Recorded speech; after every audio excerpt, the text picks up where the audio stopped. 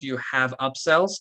Are you following up with your clients for testimonials, for referrals? Are you checking in with them, right? So you can do that via email. You can do it via text. You can get them, hey, just making sure you know, are you following me on Facebook, right? It's like all these different platforms, depending where you're posting. Hey everyone, welcome to another episode of Win the Hour, Win the Day. And I am your host, Chris Ward. And today in the house, we have Jeremy Haug. Jeremy is a world-class marketing expert and leader that has led multiple companies to the Inc. 5000, Inc. 500 award. And he has built high-performing teams and he's done a whole bunch of stuff out there. And now he's interested in helping B2B businesses, B2B entrepreneurs to expand their business and help more people. Welcome to the show, Jeremy. Thanks so much, Chris. I appreciate it so much having me on. Yeah, there we go. Okay, awesome. All right, Jeremy, let's dive in. I'm all about big results, no fluff. So we're going to talk today about conversions, right? How to get more business, how to make more money. So tell me, hey, you take the reins. Where do we start, Jeremy? Good. So I think one of the biggest mistakes, a new business owner, right, or you've been in business a couple of years, and I think a lot of entrepreneurs, they get into business doing the passion, the thing they love to do, right? Whether you're a dentist, whether you're a plumber, whatever you're doing, you're passionate about achieving some sort of result. You are not necessarily trained in marketing and sales, and so one of the confusions that many of us have is somebody needs a service, they're going to call me, and I'm going to sell it to them. However, the fact is, in today's world, we are more distracted than ever, right? Whether it's Facebook, Instagram, politics, whatever you want to talk about, we get distracted about it. And the key point I'm trying to make is you need to follow up. And the key point there is it does not take one time, right? Talking to a person one time and going, hey, do you want my product or service? And them going, yeah, I'd love it. I mean, very, very low percentage of the time will they actually sign up right off the bat. So the key to that is follow up. And for me, Okay. yes. Oh, sorry. Go ahead. Go ahead. My apologies. No, totally fine. Key follow up, easiest follow up to do for most business owners. I think rather than calling someone, because I think most of us are scared to potentially pick up the phone and just call someone again and again, which is okay. I think is email, right? I think the easiest one is just, hey, I'm checking in. How's that project looking for you? Are you ready to move forward? Hey, it's been another week. You know what I mean? Here's a testimonial from another one of my clients in a similar situation that I thought might be interesting to you. If you have a blog and you go, hey, here's an article I thought might be interesting for you that might guide you along the path. Now you've had 4 touch points, right? Maybe so that helps. I think Microsoft did a study and it's usually about 8 to 15 contact points are required for a prospect to close. Okay, so let me jump in here. You gave me a lot of things that I want to unpack. So my first thing is when I hear follow up, I give a little pushback because I think I don't want to convince somebody to work with me based on the work that I do.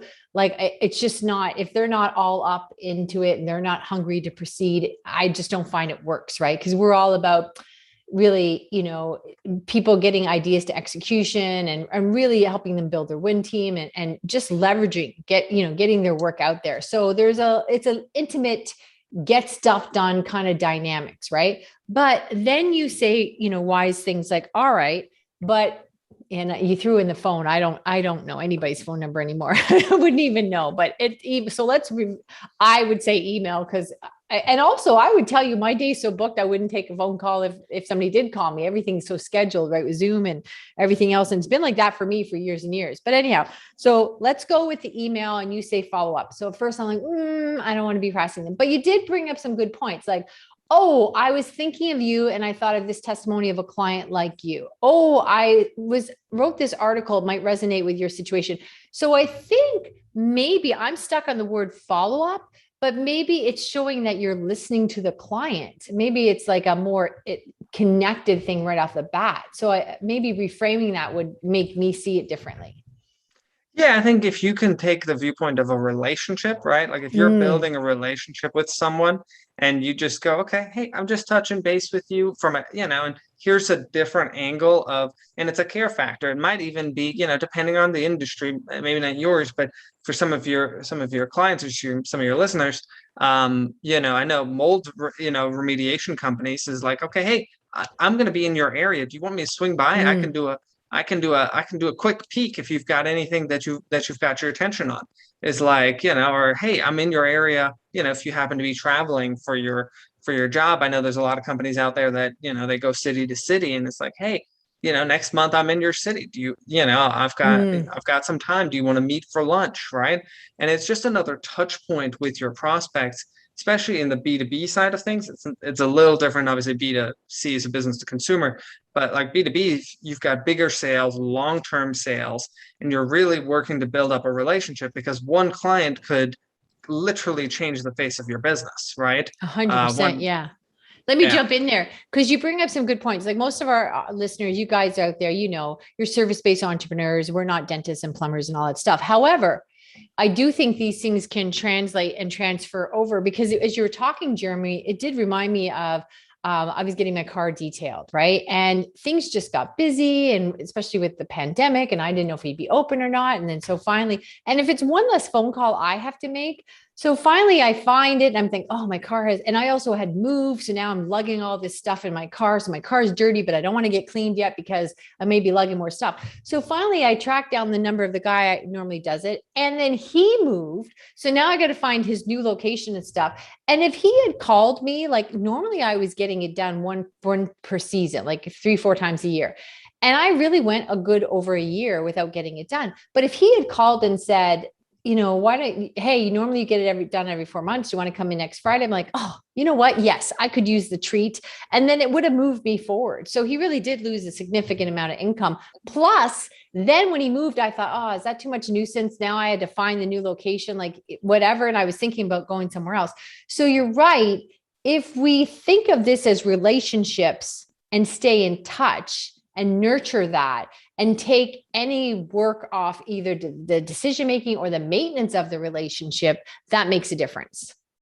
yeah, 100%. And you can definitely do follow up wrong, right? Like that's probably Yeah. any pushback you have is the person who emails you every day. One, I mean, it's like one, if you, I don't know, if your listeners, if you're buying cold lists, don't ever buy cold lists, right? Like No. I know we all Yeah. get emails from random strangers. It's sort of like the LinkedIn messages, which can work sometimes, but it's like the random messages from complete strangers who follow up. And if they do it like every day Oh, or every other day, you're like, oh my God, I don't even know who you are, right?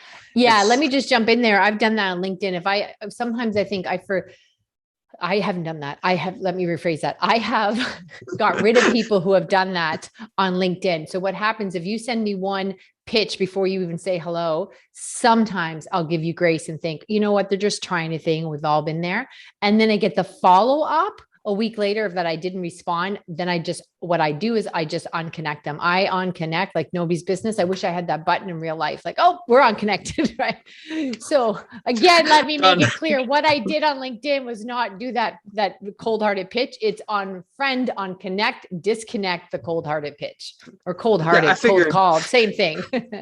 that's true. Yeah. It's Yeah. true. Yeah. Yeah. Yeah, So, okay. So that doesn't work. We know that doesn't work. So you're right. I think we've all had the experience of being pushed upon. And so then that makes us really weary of being that person. And so then we're not doing any follow up. exactly, exactly. And I think, so if you can get past that mindset of, oh my God, it's sort of like having the idea of all salespeople are used car salespeople, like, or the Yeah. bad used car salesperson. It's like, and then you're like, I don't ever want to sell anyone. You're like, no, no, no. Okay, let's just differentiate. There are differences, right? And it's like, okay, there's good sales, right? Like the Yeah. salespeople are needed. Every business needs sales, otherwise they will never exist. Right. So we Yeah. look at the same thing with follow up. It's just one more component of marketing and sales. Like one aspect, once you get your business going, I mean, even really in the beginning is like, look, if you generate leads in any sort of manner, like if you're doing marketing and you're getting some sort of leads into your system, you should have a couple welcome emails. And ideally you have that automated, right? It's just like, Mm-hmm. hey, hey, Chris, I want to welcome you to my email list. I really appreciate you opting in. Here's the thing you requested. I want to let you know a couple quick things. I'm going to shoot you my best content over the next couple days, just so you have a little bit of an idea of what my list is like. Boom, right? Next day, you Mm-hmm. shoot them like, hey, here's like for you, I would say, hey, here's a great episode that I did that I think that most of my clients love. check it out here. Boom, done, right? And if as long as you're adding value to the relationship rather than trying to extract value, I think you're more likely to win. That's a really good point. And I am an extremely flawed human being. So I often it's all it's I'm all or sure you're not. nothing with me, right? So it's all or nothing with me. So what happens is I just go, okay, I'm not doing that anymore, and I'm out, right? So I think what you're doing is there is lots of wisdom in here, and really, again, what I'm hearing from you more powerfully, it makes sense with your marketing experience. And I'm a marketer myself, but it's more about messaging. But I think what's happening is we're looking at marketing through relationship building, and you're putting it under the guise of follow up, right? Where we have all been followed up upon to the point where you think, how am I going to break up with this person? They have my email address, and ignoring them is just not enough, right? So I think you're right, saying, all right, we're welcome. I think you're right. I love when they come on the show and I tell these experts that, oh, here, you've been doing this for quite some time. I think you're right. It's okay. You've been blessed. Oh my gosh, I don't listen to myself talk. Okay. So what I'm saying is I really think it's reframing it is just hugely powerful. That's for me the learning curve here. Because you're right. What I don't like is, and people say this, okay, tell your whatever story. So somebody signs onto your list and you get 5 emails in 3 days, and they're like, this happened, and you're like, whoa, here we go, right? What have I signed up for? But if we say, look, this is my best article, or this is a show that might relate to what you're like, even though it's automated, we can frame it so it is about relationships. I think for me too, people praise me a lot and I send a lot of videos. So even in my follow-up, I could say a couple of days later, we all have that, oh, I wish I had said this or added that. So I could follow up with a video. Hey, I was thinking about our conversation, blah, blah, blah, blah. Right? Yeah. Yeah, 100%. Videos are yeah. great.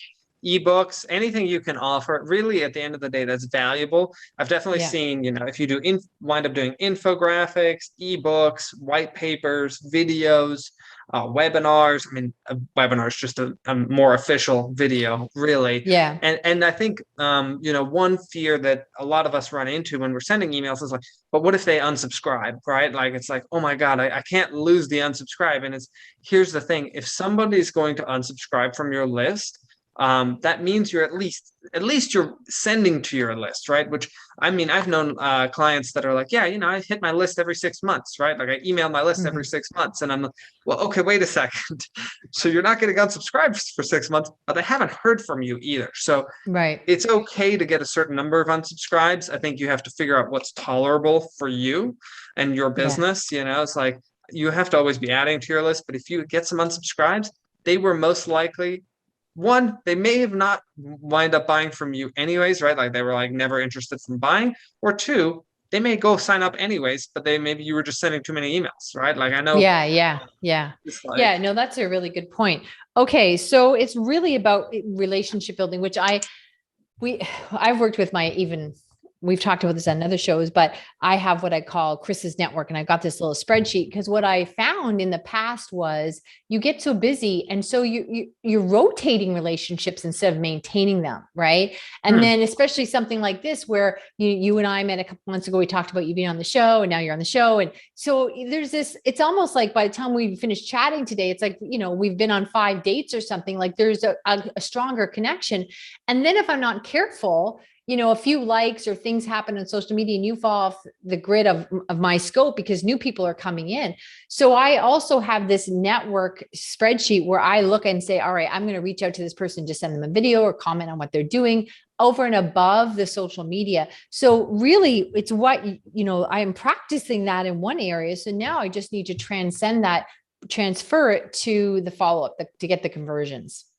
Yes, 100%. And I think, a powerful follow-up, and you may not agree with me on this one, is because you already made the phone Brace comment. myself. Brace yourself. This could be wild. Is text. Is texting someone, and it is an intimate. It's sort of like Messenger. If you can follow up with Messenger or texting. It's very intimate. It's very personal. There is a right way to do it. And it is not something you do as nearly as often as email, right? But it is a very, very powerful tool. If you're a business owner and you've built up a list and you have people's phone numbers that you can text, there is just a value of, hey, I'm checking in. Like in your example that you gave, right? Like where the year went by, like if he had sent you a text saying, hey, it's been 6 months since your last detailing. Do you want to schedule an Mm. appointment for Friday next week? You might have said, yes. Can you do 10:30? Boom, done, right? Like, and it's out of your That's a good universe. point. Yeah, you're right. Because I was pushing back, and I guess it's all how your business is set up. So mine is set up that, first of all, I don't have, my people do not have my phone number, or my personal number is where the texting would kick in, because I'm just very scheduled back to back. It's just not how I run my business. I'm all about no less distractions, not more. But Yeah. and so really things are scheduled with me. You want to, we have a connection on Zoom or whatever. It's always scheduled. But if I was in a business where, it would be moving that appointment along, really a quick check-in to get more sales, yes, I can see in that platform it would really work. So I think for my business and my style, the texting doesn't work. But you're right. I can see that would definitely have worked for the car guy. I don't want to talk to him. I don't need emails. Just get my car detailed. Right. So good point, Exactly. depending on what you're doing. Okay. Awesome. All right. So, okay. So this would probably be the part where you see people stumble and fall the most, is just the lack of follow-up. Yeah, I mean, I've talked to a lot of new businesses, just clients who are just getting started, or I mean, even in a few years in, and they're not familiar necessarily with the sales side of things, and they go, yeah, I mean, because here's the thing: if you're gonna go bigger, right, you're gonna get outside of a tight circle of people who are just going to close without follow up, right?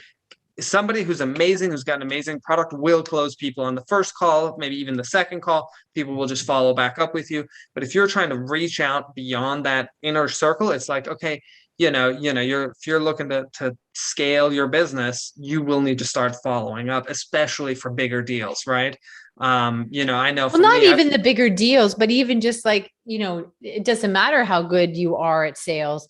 We all want more conversions, right? It 100%. So just to make it more and more efficient. So looking at follow up as a relationship thing, doing the testimonial, the articles, the videos, sending them if linked to your book or an ebook you've got or anything, infographics, all that kind of stuff.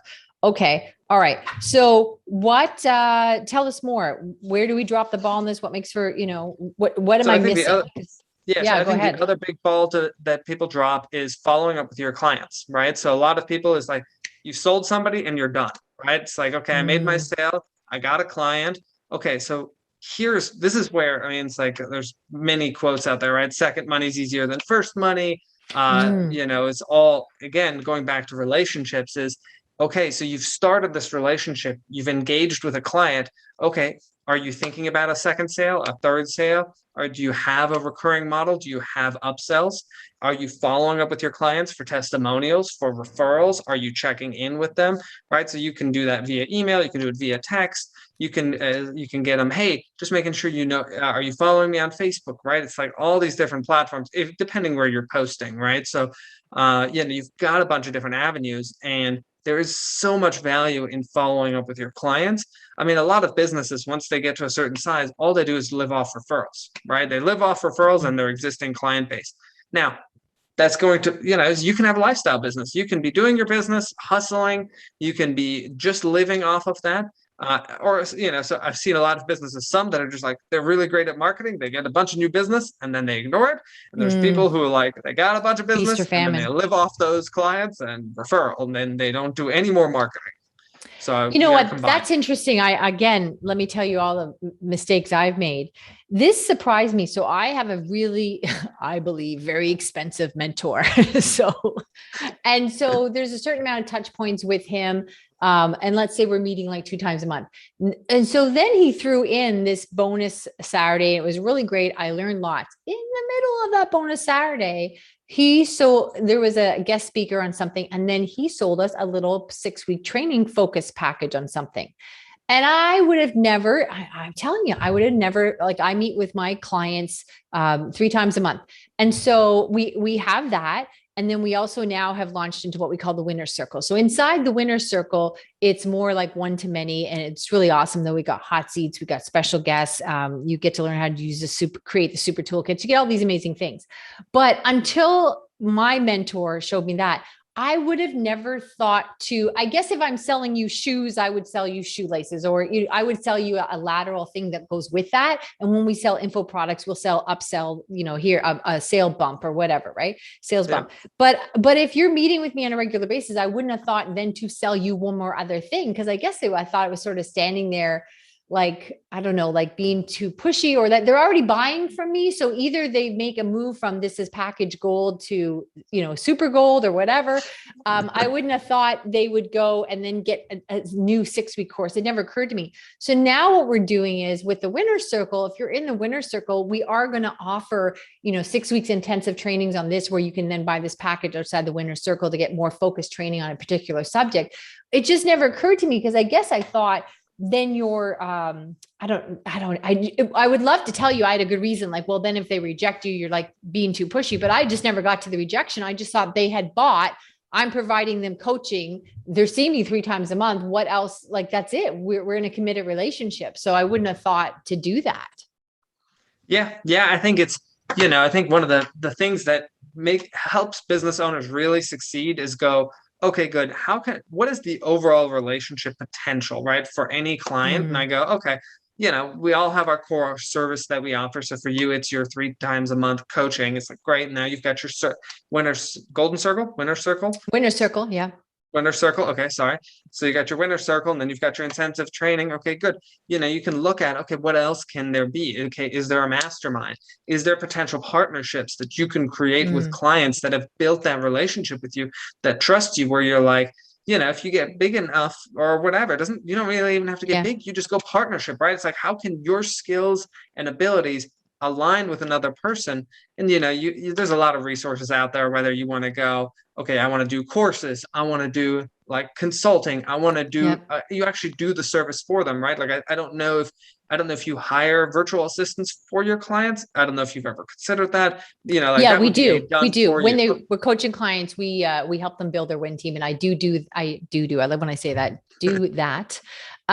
Yeah, but it is, I think we tend to, as service providers, think lateral. Like we take them from package A to package B versus having, well, while you're doing this training, I've got this 6-week intensive on something else, because I do sometimes offer them, there'll be something like our super toolkit was showing them how to, really be efficient with their business and get ideas to execution all the time. And so let's say I have a super toolkit on how to process your podcast, and podcast management companies have, wanted to buy that off me for like $3,000. And I'm like, no, because once you tweak it a little bit, like it's just going to be short-lived if you don't know how to utilize them or leverage them. Right.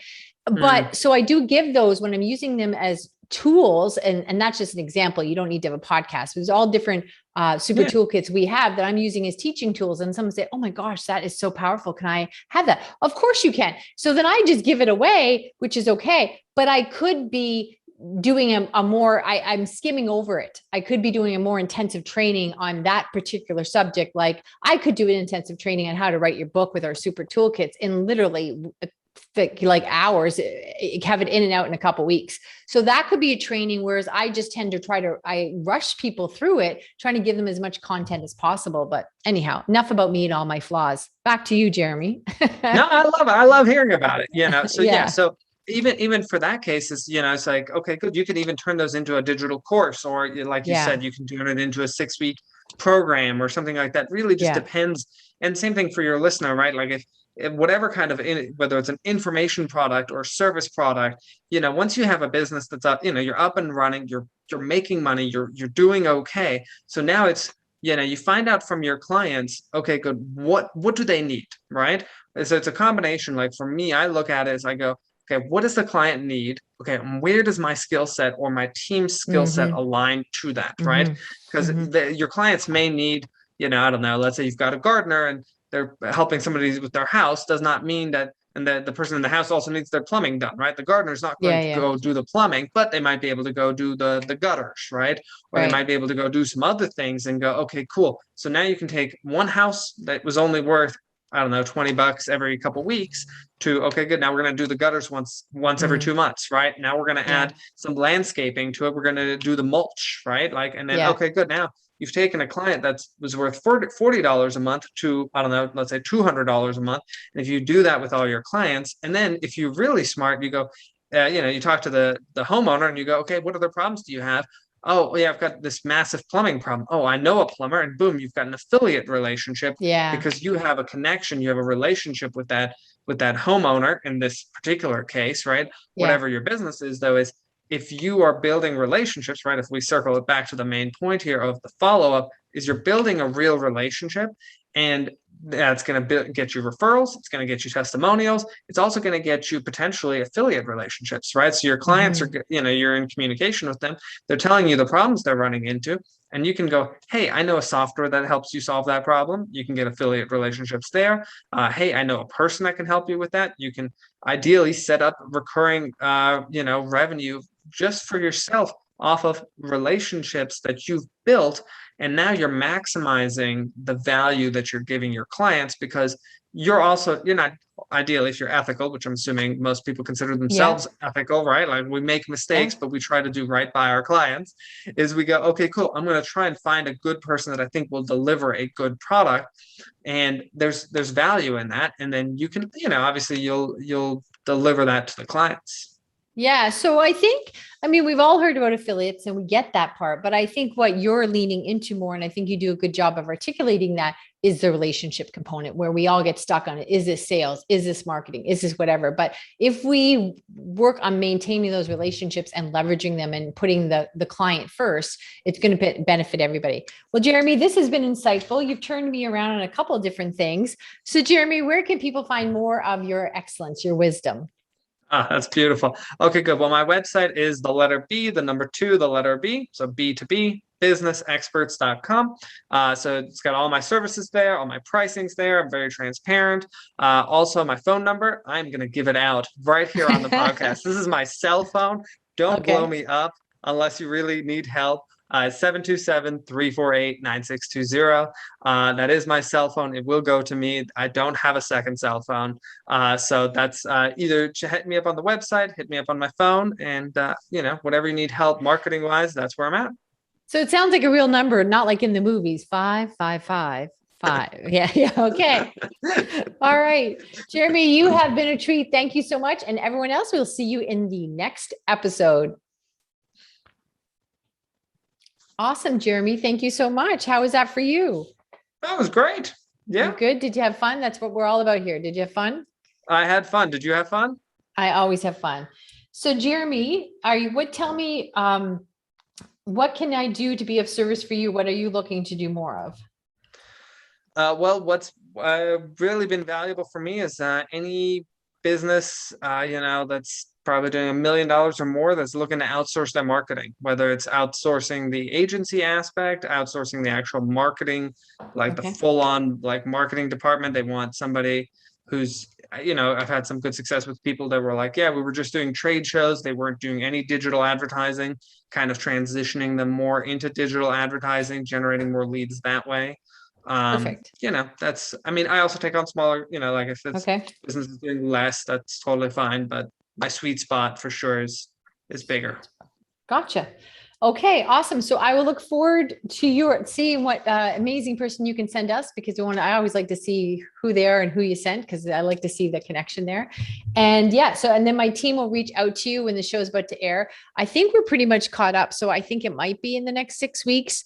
And then usually what they do is they send you an alert on Tuesday with all the details, and they send you a reminder on the Thursday when it airs. So you'll be well informed, all kinds of links and everything like that. Perfect. And then one thing I didn't quite grasp. So just on your end, right? So you Sure. consult service businesses. Define service business for me. Like, what is a service business for So what you? do I do? Like, I sort of get what you do, right? Is the virtual assistant, the optimizing your life? No. Okay. That's interesting, because usually I go through that with you in the intro meeting just so you understand where my questions are coming from. So let me just give you a 2-minute quick version. So I started many years ago as a marketing. I started as oh my God, I just forgot my word. Okay. Anyways, I I started as a marketing person. It was something else I always say, but anyhow, I was in marketing and I was doing that many years ago, like over 12 years ago, 12, 15 years ago. And when I started, like everybody else, I worked insane hours, like crazy hours. Like my husband used to say, I was always stealing from sleep, getting up earlier, staying later, later. Right. So I was doing that about 2 years. And I realized, you know what, everybody was supporting me so much. It was amazing, but I was losing a lot of my charm, because you go 2 years without sleep and you just start to lose your charm. So moving the story forward, I really went from working 16 hours a day down to 6. And then luckily I did that because it was a couple of years after that my husband had been diagnosed with colon cancer. So I was pulled away from the business for about 2 years.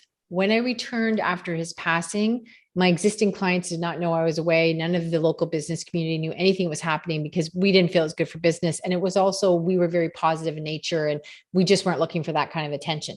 So people started asking me, under the capacity of like my existing marketing clients, could I work with them? Like how, like they just want to get to their kids' soccer games and stuff. So I started working with them under that capacity, sort of another thing I could offer, but mostly because I was very sympathetic to, business should be fun and it should support your life, not consume it. Right.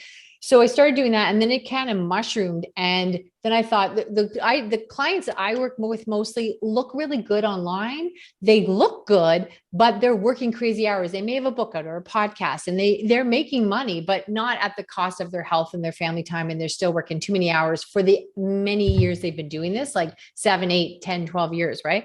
So then I thought, okay, I'll write the book, and it kept going from there. So now we do different levels of coaching, and we're starting the winner circle. And so when people work with us, what we really lean into, we do help them create what we call their win team is, which is their what is next team. So you get to what is next, but you do, and we do hire and onboard and show you how to do that and stuff. But that's just so you have an effective person in play to learn how to use our win formula, which is most businesses are trapped in the web of admin most of the time. And we believe you should be in the 60-40 win formula, 60% execution, 40% admin. So a lot of my clients, they have a team, or they have somebody they're paying, $50 an hour to do this, but then they only have them part-time because they're not getting return on their investment, but they don't know how to set that person up. So we do outsource. They get it a lot. We help them, we get someone for them. It's much more affordable, but yields like much more trained, much more efficient. And we train them all how to use the super toolkits. They're really just getting ideas to execution, no fluff, big results. So that's the big thing that we do. And then we're just doing it in different, a number of different levels of services and coaching. Okay. And then is your main like verticals, right? Like people that are reaching out to you, like who's the main client type for you? Like you seem to shy away from plumbers or mold remediation. So we tend to deal with service-based people. So you could be a marketing person. Well, I have a dog trainer. You could be a marketing person. You could be a social media expert. You could be a sales expert. You could be a LinkedIn expert. You could be, they tend to be B2B service providers. I just don't tend to run into plumbers or things like that. A progressive plumber who is building a real business instead of, Joe, the plumber who just goes hour to hour, for sure, I could do that. They're just not the people I tend to run into. Okay. Yeah. Okay. Yeah. Good. I'm just thinking for myself of who would I refer to you, right? Because obviously I run into people and I'm like, okay, so somebody, they're in business, they're doing well, but it's probably an online consultant of some sort, and they are just working crazy hours, basically. They still bloody knuckles, and they shouldn't at this point. And, I've got clients in Australia, New Zealand, England, around the world. And I just don't tend to find plumbers or, dentists are on there doing that.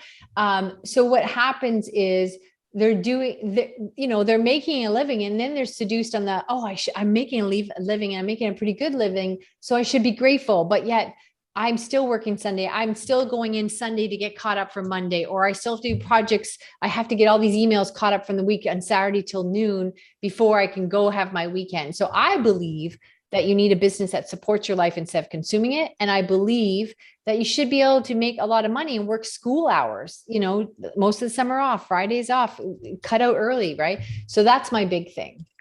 Nice. Beautiful. Yeah. I love it. Okay, good. Yeah. All right, perfect. And then anything you need for your business that I could help with? I'm on a big push right now because I really do want to create a movement. So anytime you run into another podcaster and you think I'd be a great guest for their show, I love doing that. I love spreading the word, because a lot of my clients are in isolation just working late hours at dark. They're all sort of like little workaholic addicts, and nobody else knows they have the problem except their family, which they keep promising, oh, once they get past this next thing, it'll be different. Once we get past Christmas, whatever the next thing is. So I really want to be on as many shows as I can, just so that they hear me, because they are isolated, they are alone, and they think. And the problem with my client is they tend to be organized, the go-to person in their life. They're the person that gets stuff done. So when they're not getting it all done, they just think there's too much to get done. They don't know there's another way, and they're just grinding it out. Makes sense. Yeah. Okay. Yeah. Okay, good. There you All go. right, I well, told you everything about my weight, Jeremy. We're good. You did. You told me everything. I am Everything. fully knowledgeable. Yeah. Awesome. So I will plan on staying in touch. I think you're awesome. And if I can help you in any way, please do reach out. And for sure, I would love to stay in touch. So there we go. Thank you so much. All right. Have an awesome day, Jeremy. Thank you. You too, Chris. Bye. Bye.